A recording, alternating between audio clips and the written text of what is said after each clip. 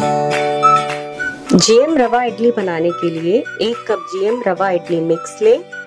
इसमें आधा कप खट्टा दही डालकर अच्छी तरह मिला लें।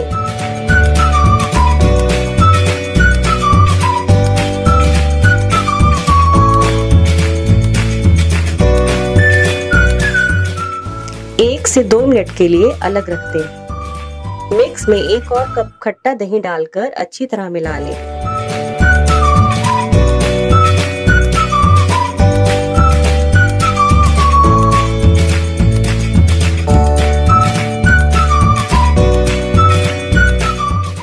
आठ से 10 मिनट के लिए इसे अलग रख दें। इडली मेकर में 1 गिलास पानी डालकर गर्म होने के लिए ढककर रख दें। इडली मेकर प्लेट्स में तेल लगाएं।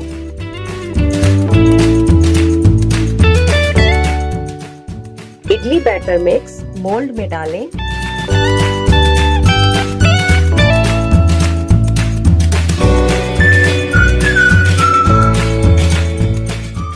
मध्यम से तेज आंच पर 12 से 14 मिनट के लिए इडली कुकर में भाप दें।